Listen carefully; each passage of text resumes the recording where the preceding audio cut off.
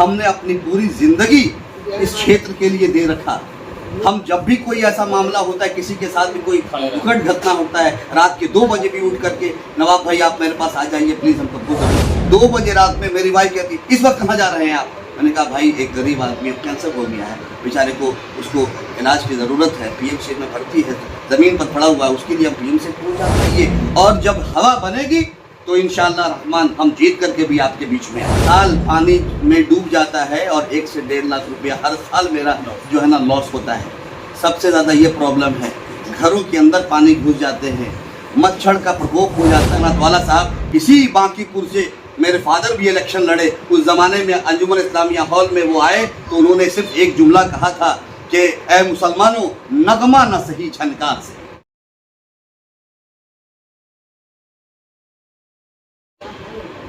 जीतना और हारना अल्लाह रब्बुल इज़्ज़त के हाथ में है। मैं एक अदना सा नुमाइंदा हूँ, मैं इस क्षेत्र के अंदर में अपना नुमाइंदगी मैंने दिया है कि जनता को सोचना है कि आपके लिए बेहतर आवाज़ उठाने वाला आपके लिए बेहतर क्या है। 30 वर्ष से आप तो लगातार वोट कर रहे हैं, क्या फ़ायदा मिला, क्या हासिल है आपको?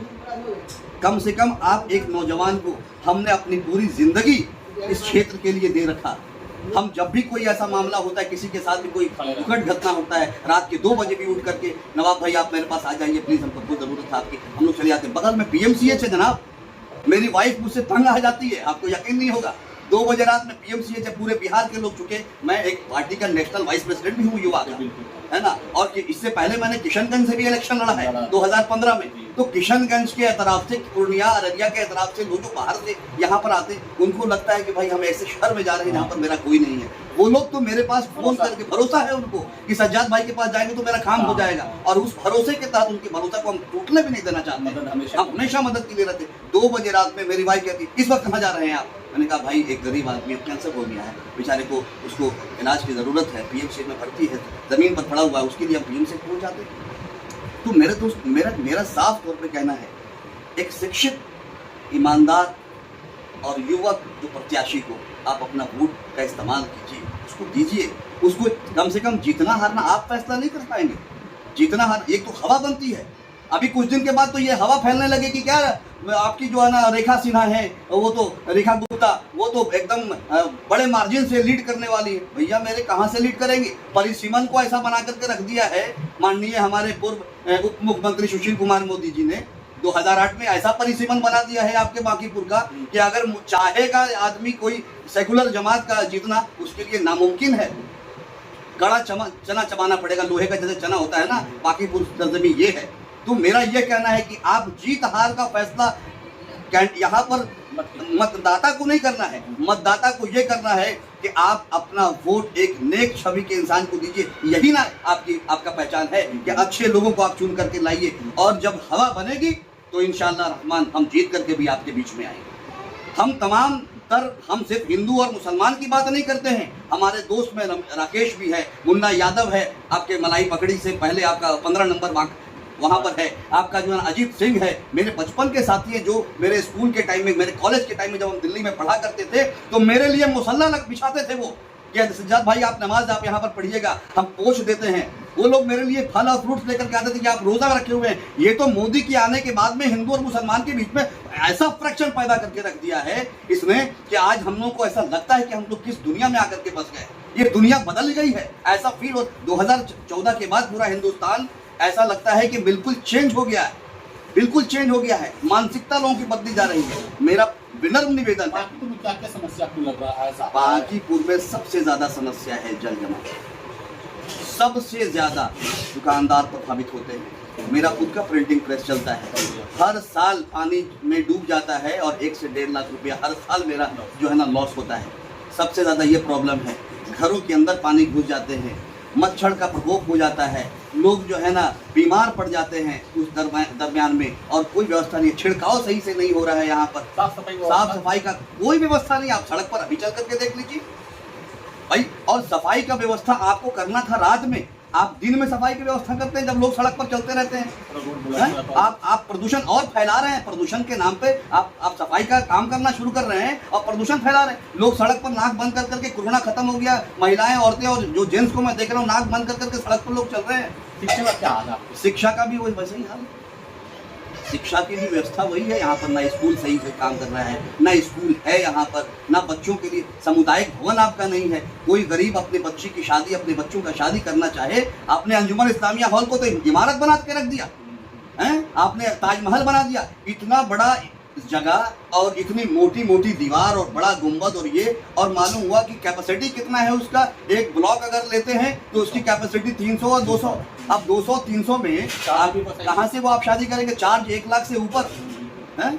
आप इसकी भी लड़ाई मैंने लड़ी अंजुमन इस्लामिया हॉल के लिए। मेरे पास अभी एविडेंस है ना, एविडेंस है मेरे पास में कि हमने जो है ना कहा, आर्कियोलॉजिकल डिपार्टमेंट को हमने चिट्ठी लिखा, हमको जो हमने जो है वो सूचना विभाग को चिट्ठी लिखा कि भाई आखिर से ये किसके इस पर हो रहा है। सूचना विभाग कहता है कि हमको इसकी जानकारी नहीं है, ये हमारे कार्य क्षेत्र से बाहर है।